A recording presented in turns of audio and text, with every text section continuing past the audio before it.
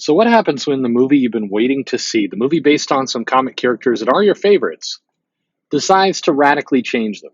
And I don't mean just like, hey, there's a different costume or they kind of Hollywoodize them. I mean, completely change them. So, let's talk about that.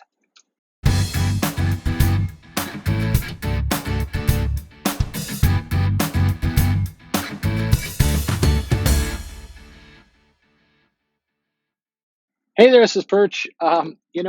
It's this isn't a new phenomenon. It came up several weeks ago about the new Birds of Prey movie, and how much they were changing some of the characters and completely changing the characters. A lot of times people get kind of hung up in things like a gender swap or a race swap. Well, not so much gender swap, but certainly a race swap is very fashionable in Hollywood these days. I saw an article talking about how at some point they will do kind of a high end animated Harry Potter set of films, and they're debating whether or not they do Hermione as kind of rendered after the Emma Watson movie character, or if they do it based off of the play, where she's portrayed by a black actress, and what to do, and so that there's a lot of that going on right now, where it's like, hey, we're going to do a movie, and let's take an opportunity to kind of reimagine this classic character in the way that we'd like to have that character today. What if we did? Ooh, let's do something shocking. Let's give the person a third nipple or something. No, no, not that far, not that far. But it's an interesting. I don't know what compels Hollywood to want to make these changes. You can throw it up. I mean, a lot of people toss up the argument of like, why should Hollywood be stuck with the same old characters that have existed for decades? Why shouldn't they try new things? Some ideas need to change. Some contemporary ideas are old and dumb, and that logic, that wisdom, always strikes me as the person I'm talking with or arguing with is trolling, because there's nothing more annoying. Let's see if I can describe this well. There's nothing more annoying. That's an exaggeration. One of the many annoying things in life is when you're discussing something and you're throwing out points like, "Hey, I think that this character being rendered in this way is it's kind of a and people go overboard too, like a slap in the face of how this character's always been rendered." And rather than kind of argue or talk through kind of the need for the change, or is if the change really matters, or what new things can be brought to the table with this change, the person you're arguing with is like, well, I completely absolutely love it. I don't know what you're talking about. I'm excited to see this new version of the character. And then, 9 times out of 10, the movie or the comic or whatever it happens to be comes out, and it sells like garbage and no one buys it. And you're like, hey, where was this guy and all of his friends who were excited to see this new version of the character? Did they not, they didn't go to the movies? There's a new season of Orange is the New Black on. They had to get to some Netflix shows. What's I want to actually make my voice go higher and higher until it gets super squeaky in these moments, but I can never pull it off. Anyway, so kind of back to Hollywood. It's not. I think you can go one of two ways, and so granted, let me take an example from the Marvel universe, because you can certainly make big changes to characters and still make tons of money. It can be successful. Captain America: Civil War had a character that was Zemo in name only. He looked and acted and motivations and all of those things had absolutely nothing in common with the comic book Zemo. The only thing that was there was he was kind of a villain, but even a different kind of villain in the movie, and his name was the same. Other than that, could have been Bob Ross, probably not Bob Ross, but could have been anybody, and the name was the only tie.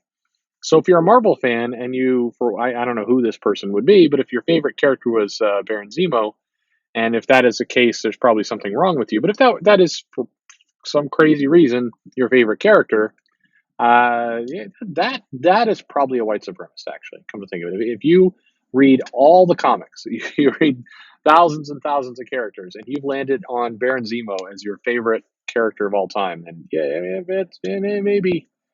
maybe that's a case. That's like the case on Twitter where you want to go ahead and pull out the you might be you might be a Nazi. I think that's fair. Maybe or that or the Red. Like if you say, hey, the Red Skull is my absolute favorite character, not my favorite villain, favorite character. Like I think he's got a lot of good ideas, and I love that character. Yeah, you probably, I think fair to say I'd be a Nazi. I don't think that's exaggerating there. I think that's all right. Yeah, I can, fair play, as they say.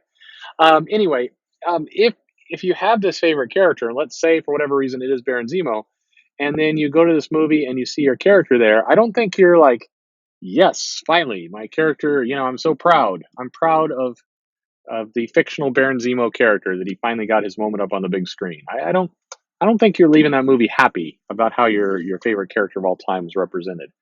Maybe you just take the win that the character's up there. This video has gone off the rails. By the way, I just want to point out we are so far afield as of where we started.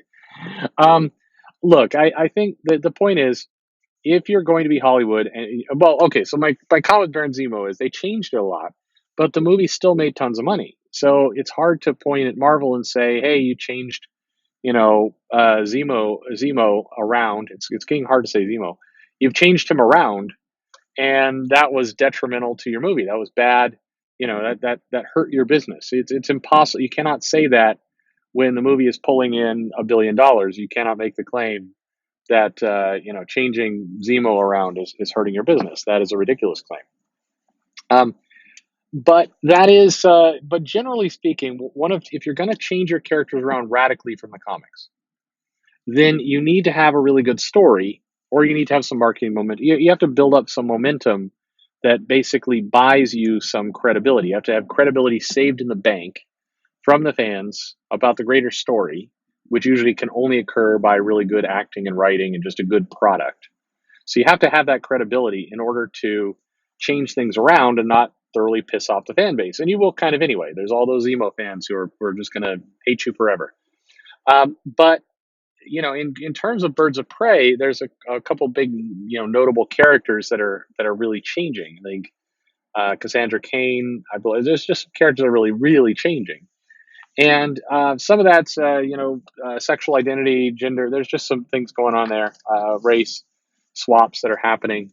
But regardless of all that, let's say, and I want to kind of challenge people, if um, if it was just a completely different take on the character, like Zemo was, but all the other parts, the gender, the race, the sexuality, all those social things that get people super hung up, if all those other elements were kept the same, would you be okay with it?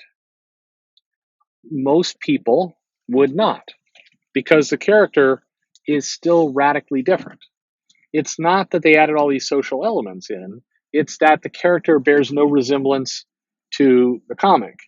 And I think I'd go further with that and say, generally speaking, if you had, and I'm just going to pull out of the woodwork, if you had a Hawkman movie, this will really piss people off, but if you had a Hawkman movie and you cast, I don't know, The Rock, maybe a bad example, you cast basically an African American man as Hawkman, but the portrayal was just really good, on point. The character was tough, looked strong, movie was extremely well written, acted well, all those pieces were solid. And the portrayal was amazing. Got to see this character on the big screen, and it was just all good stuff. I don't think you'd mind. I don't think that there would be people complaining about that. I mean, there'd be some, yes, like, hey, you didn't give us a classic, Hawkman, but a lot of people went to see Aquaman, very different take on the character from the traditional Aquaman, and moviegoers seemed to like it. They were okay. Yeah, there were some people. I did see some people saying, why wasn't he, super white and blonde and useless? There were some people who were wondering why we didn't have the useless white blonde Aquaman, but not many. And those people seemed to, they kind of came off as crazy people. who are just obsessed not with the writing or the character, but with the race. And if the movie's good and the writing is good and the character is good, it's exciting and it's a good watch. Fans will put up with anything.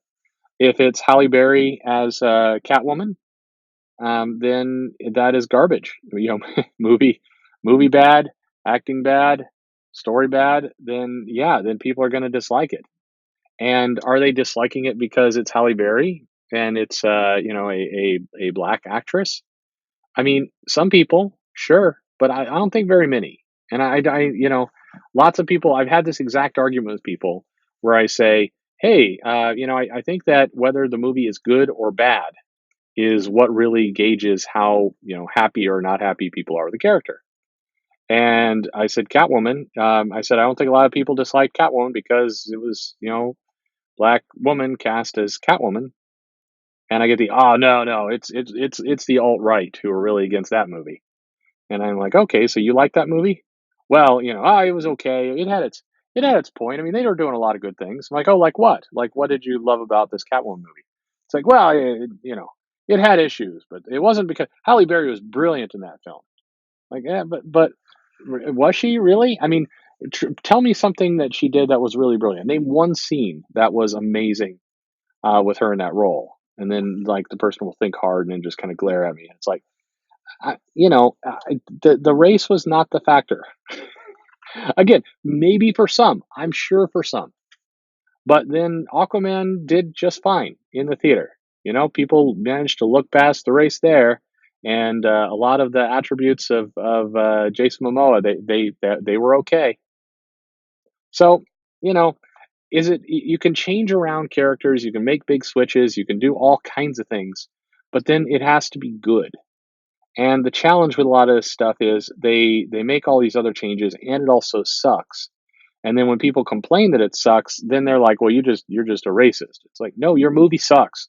Your movie sucks, and you made dumb choices." So either if you're going to radically change characters, you got to make the movie good.